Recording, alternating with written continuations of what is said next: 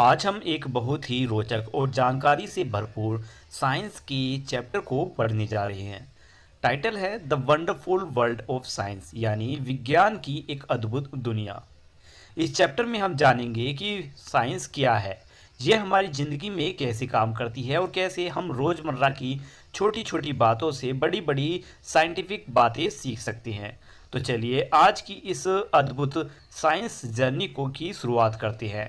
यहाँ पर हर एक सवाल एक नई खोज की ओर ले जाता है। तो चलिए शुरू करते हैं चैप्टर को। लिखा है कि मनुष्य के रूप में, मनुष्य या इंसान के रूप में हम सभी अपने आसपास की दुनिया को जानने की इच्छा रखते हैं।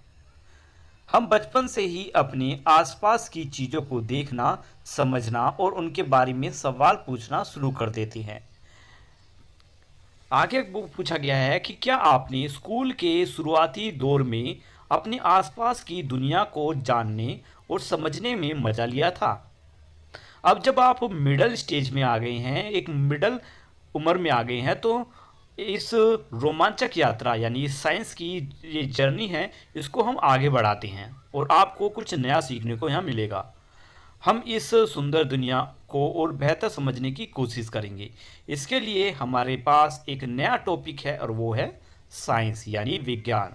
तो विज्ञान की इस अद्भुत दुनिया में आपका स्वागत है। अब जान लेते हैं कि विज्ञान यानी साइंस ये होती क्या है। साइंस एक तरीका है सोचने का, चीज़ों को देखने का और करने का, ताकि हम अपने चारों ओर की दुनिया को समझ सकें और ब्रह्मांड के रहस्यों को जान सकें।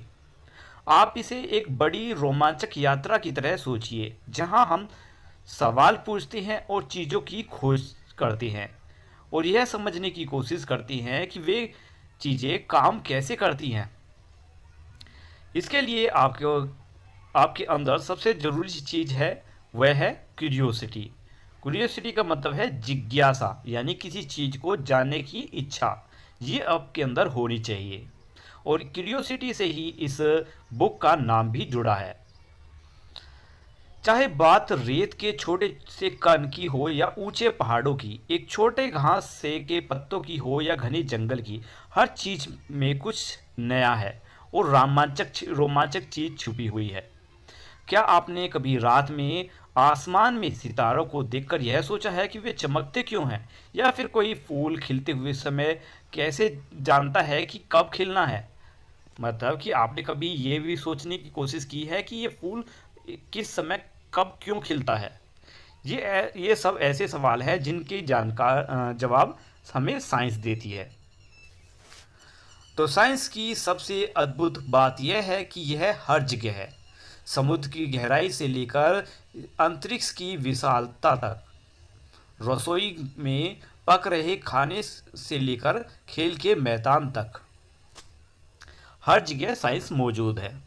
अक्सर सबसे बड़ी खोजें वहीं से हुई हैं जहां हम उनकी उम्मीद भी नहीं कर सकते।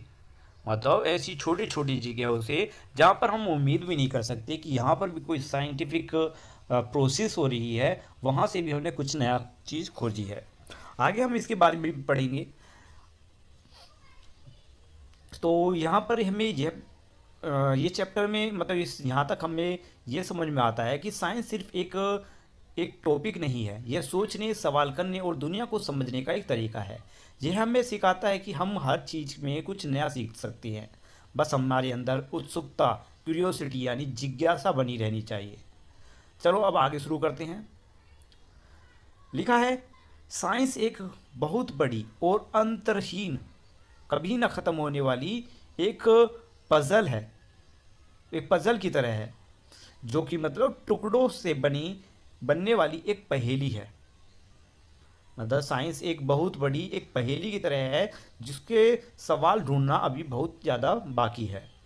हर नई खोज इस पहेली का एक नया टुकड़ा जोड़ देती है और सबसे अच्छी बात क्या है, इस पहेली में कोई सीमा नहीं है। मतलब ये पहेली कभी ख़त्म ही नहीं होती।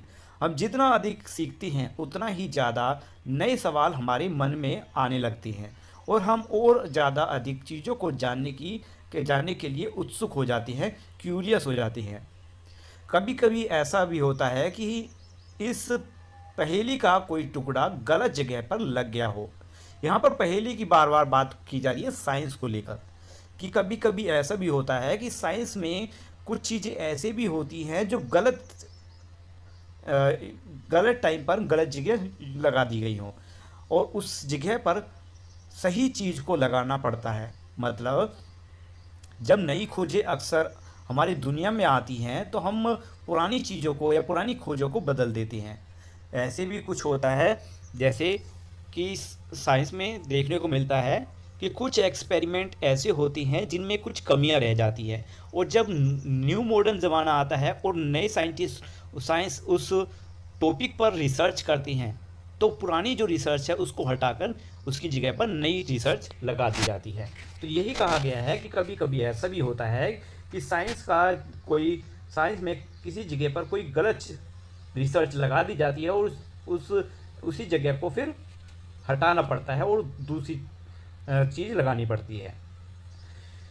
इस बुक की इस यात्रा में आप कई दिलचस्प विचारों से मिलेंगे, कुछ सोचने वाले प्रयोग करेंगे और समझेंगे कि जानकारी हमारे रोज की ज़िंदगी में कैसे काम करती है। और जैसे जैसे हम नई चीज़ जानेंगे, हमें एहसास होगा कि ये सभी विचार आपस में जुड़े हुए हैं। तो चलिए शुरू करते हैं। हम शुरुआत करते हैं अपना हमारे घर से, यानी हमारी धरती से। अब देखिए धरती पर किस तरीके से साइंस काम करती है। यह एक इकलौता ऐसा ग्रह है जहाँ जीवन है और इसका वातावरण है। वातावरण जो जीवन को जहाँ पर जीवन पनपता है, लेकिन यह वातावरण हमारी देखभाल चाहता है, यानी हमें इस वातावरण की देखभाल करनी चाहिए। धरती पर जीवन का बहुत अद्भुत रूप है। यहाँ मतलब विभिन्न विभिन्न विभिन्न तरीके के जीव जंतु रहते हैं, पेड़ पौधे और जानवर, जो धरती से अलग अलग हिस्सों में अपने आप को ढालकर जीवित रहती हैं, जिंदा रहती हैं। आपने देखा होगा कि एक बीज कैसे पौधा बनता है, या एक इली मतलब एक कैटरपिलर कैसे सुंदर तितली में बदल जाती है।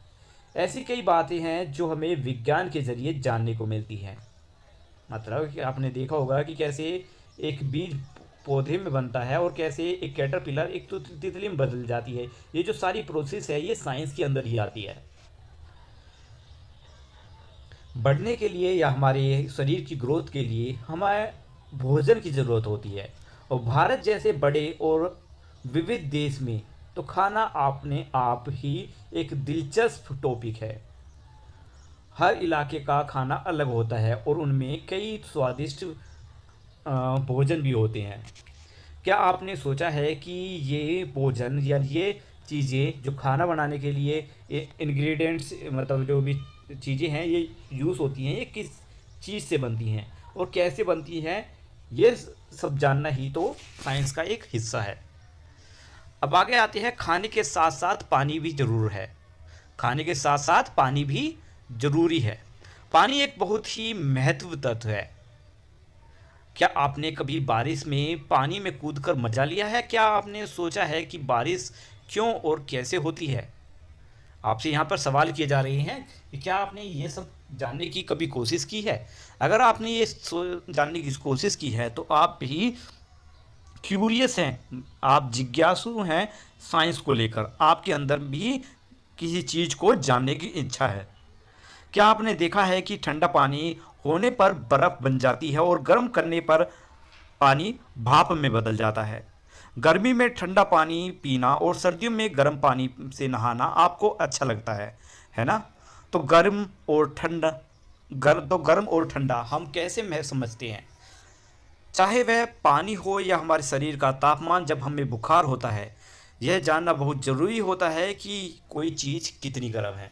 तो यही चीज़ जो हम जानते हैं कि कौन सी चीज़ कितनी गर्म है, कौन सी चीज़ ठंडा है या तो ये सभी चीज़ें जानना ही साइंस है। हमारे चारों ओर कई चीज़ें होती हैं, जैसे कागज़, धातु, चाबी, प्लास्टिक की rubber, magnet, clothes, milk, cup, मतलब ये सब चीज़ें किसी मतलब ऐसी ऐसी चीज़ें आपको देखने को आसपास मिलेंगी। तो आपने कभी सोचा है कि ये सब चीज़ें कैसे बनती हैं? क्या ये सब अलग अलग मटेरियल से बनती हैं? अगर हाँ, तो हम इन मटेरियल्स को एक दूसरे से कैसे अलग करते हैं। तो जानिए अब हमें यहाँ तक क्या सीखने को मिला। यह चैप्टर हमें बताता है कि साइंस केवल बुक्स तक ही सीमित नहीं है, हम यह हमारी रोज़मर्रा की ज़िंदगी में हर जगह मौजूद है। साइंस हमें सवाल पूछने, खोजने और समझने के लिए प्रेरित करती है, चाहे वो पेड़ का बढ़ना हो या बारिश का गिरना हो या हमारे आसपास की चीज़ों की बनावट हो। तो साइंस हमें ये इन सभी चीज़ों के बारे में सवाल पूछने के लिए मोटिवेट करती है। तो अब चलिए आगे शुरू करते हैं।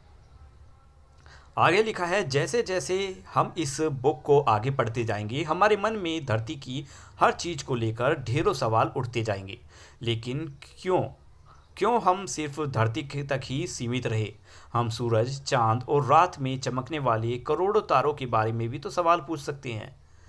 चाहे आप किसी पत्ते की बनावट के बारे में जान रहे हों, चीज़ों की गति को समझ रहे हों या मूंगफली के बीज का छिलका अलग कर रहे हों, हमें उम्मीद है कि इस बुक का हर चैप्टर आपके अंदर क्यूरियोसिटी यानी जानने की इच्छा को की जो भावना है उसको बढ़ाएगा और साथ ही आपके मन में बहुत सारे क्वेश्चंस भी आएंगे। आपने पहले से ही कई सवालों के जवाब ढूंढना शुरू ही कर दिए हैं, बस आपने इसे महसूस नहीं किया। मान लीजिए आपकी पेन ने लिखना बंद कर दिया। मान लीजिए कि आपके पेन ने लिखना बंद कर दिया। आप क्या सोचेंगे? आप सोचेंगे कि पेन ने लिखना क्यों बंद कर दिया। आपके मन में ये सवाल आएगा। आप फिर अनुमान लगाएंगे कि शायद इसकी इंक ख़त्म हो गई होगी। फिर आप अपने पेन को खोलकर देखेंगे कि रिफ़िल खाली है या नहीं। अगर उसकी इंक ख़त्म हो गई है तो मतलब आपका जो अनुमान लगाया है आपने, वह अनुमान बिल्कुल सही निकला। लेकिन अगर स्याही ख़त्म नहीं हुई है तो आप फिर से नया अनुमान लगाएंगे। शायद आप सोचेंगे कि शायद इस पेन की जो इंक है वो सूख गई है। फिर आप कुछ और तरीका आजमा कर उसे सही करने के बारे में सोचेंगे और उसके बारे में मतलब रिसर्च करेंगे, सोचेंगे कि क्या करना है। यही तो एक साइंस का तरीका है जिसमें हम साइंटिफिक मेथड लगाते हैं। हम कोई सोचते हैं कि हम उस चीज़ को सही कैसे करें। आपने जो प्रोसेस अपनाई, सवाल पूछा, अनुमान लगाया, जांचा, फिर उसका परिणाम निकाला इस पेन को लेकर, ये सभी साइंस का तरीका ही तो है। अब आगे पढ़ते हैं कि साइंस केवल रटने या प्रयोग करने का विषय नहीं है। साइंस एक स्टेप बाय स्टेप प्रोसेस है जो हमारे क्वेश्चंस के आंसर्स ढूंढने में मदद करती है। अब आगे सुनिए क्वेश्चन पूछा गया है कि साइंस कैसे काम करता है। पहले हम किसी चीज़ को देखते हैं जो हमें रोचक या अजीब लगती है। दूसरा, फिर हम उसके बारे में सवाल करते हैं कि ऐसा क्यों हुआ। तीसरा, इसके बाद हम कोई अनुमान या गैस करते हैं उसके बारे में। फिर हम अपने अनुमान की जांच करते हैं, उसको परखते हैं, उस पर रिसर्च करते हैं और आखिर में हम उसका परिणाम को समझते हैं कि इसका रिज़ल्ट क्या आएगा, कि क्या यह हमारे सवाल का, जो हमारे क्वेश्चन का आंसर है या नहीं, क्या जो हमने सोचा बिल्कुल वैसा है या नहीं। साइंटिस्ट भी वही लोग होते हैं जो इसी तरीके से नई चीज़ खोजते हैं या समस्याओं का समाधान करते हैं। लेकिन कोई भी व्यक्ति जो इस साइंटिफिक चीज़ों को अपनाता है वह साइंटिफिक की तरह काम करता है, एक साइंटिस्ट की तरह ही काम करता है। अब एग्जाम्पल सुन लीजिए आगे कि खाना बनाने वाला सोचता है कि दाल कुकर से बाहर क्यों निकल गई, क्या पानी ज़्यादा गिर गया। दूसरा एग्जाम्पल कि साइकिल ठीक करने वाला सोचता है कि टायर पंचर क्यों हुआ, क्या टायर की हवा कहाँ से निकल गई। बिजली वाला जो इलेक्ट्रीशियन है वह देखता है कि बल्ब क्यों नहीं जल रहा, क्या बल्ब खराब है या स्विच में दिक्कत है। जब भी हम सवाल पूछते हैं और उनके खुद ही जवाब ढूंढते हैं तो हम भी एक तरीके से साइंटिस्ट ही हैं। क्या अब आपको एहसास हो रहा है कि हम रोज़मर्रा की ज़िंदगी में कई बार जाने अनजाने में साइंस का इस्तेमाल करते हैं। हालांकि हम सभी साइंस का इस्तेमाल करते हैं, लेकिन इसे गहराई से सीखने से हमारी जो समस्याएं हैं सुलझने की जो क्षमता है वो बढ़ जाती है। जो प्रॉब्लम सॉल्विंग एबिलिटी है हमारी, उसमें हमारी ग्रोथ होती है और हम इस ब्रह्मांड और रहस्य और बहुत से रहस्यों को अच्छे से समझ पाते हैं। साइंस को अच्छी तरह से सीखने के लिए सबसे ज़रूरी बात है आपका क्यूरियस बनना, आपका जिज्ञासु बनना, आपके अंदर जानने की इच्छा होना, सवाल पूछना, ये ज़रूरी है आपके लिए। और अपने आसपास की चीज़ों को ध्यान से देखना। जब हम जिज्ञासु होती हैं, हमारे अंदर जानने की इच्छा होती है, हम क्यूरियस होती हैं किसी चीज़ को लेकर, तो हम सवाल पूछते हैं। हम पूछते हैं ये कैसे हुआ और ये क्यों हुआ। दुनिया में अनगिनत चीज़ें हैं जिन्हें हम नहीं जानते, वे सभी खोजे जाने का इंतज़ार कर रही है। मतलब कि ऐसे बहुत से रहस्य हैं जो अभी भी, जिन चीज़ों की अभी भी साइंटिस्टों ने खोज नहीं की है, तो शायद आने वाले समय में आप उनकी खोज कर सकें। साइंस अकेले नहीं किया जा सकता, मतलब कि बहुत सी ऐसी चीज़ें हैं जो रिसर्च है या मेथड्स है, उनमें साइंस अकेले नहीं किया जाता। दुनिया भर में वैज्ञानिक अक्सर बड़ी टीमों में मिलकर काम करते हैं। इसलिए अगर आप किसी क्वेश्चन का आंसर नहीं ढूंढ पा रहे, आप खोज नहीं कर पा रहे, तो अपने दोस्त से आप मदद मांगिए। मिलकर कुछ नया जानना हमेशा मज़ेदार होता है और आपका जो आंसर है वो उसे निकालने में, मतलब कि समस्या का समाधान निकालने में बहुत ही आसान पड़ता है और जल्दी निकल जाता है आपका समाधान। याद रखिए आप क्लास 6 में ही हैं। याद रखिए आपको क्लास 6 में ही सभी जानकारी नहीं मिलेगी, पर चिंता मत कीजिए। आप एक लंबी और रोमांचक साइंटिफिक जर्नी पर निकल चुकी हैं जो अगले 5 साल या उससे भी अगले साल तक चलेगी। मतलब क्लास 6 से लेकर क्लास 10th 11th 12th में आपको ये सभी बातें सीखने को मिलेगी और उससे आगे भी। जैसे बच्चे बारिश का आनंद लेते हैं, वैसे ही साइंस भी खोज और आनंद से भरी यात्रा है। तो चलिए अपनी साइंटिफिक सफ़र को, आपकी जो साइंटिफिक वो है जर्नी, उसकी शुरुआत करते हैं। तो खोजते रहिए, क्वेश्चन पूछते रहिए और कुछ नया सीखते रहिए। यही तो साइंस है। तो चलिए यहाँ पर जो वीडियो है ख़त्म होती है। मिलते हैं नेक्स्ट चैप्टर में या फिर क्वेश्चन आंसर्स के साथ। Bye bye.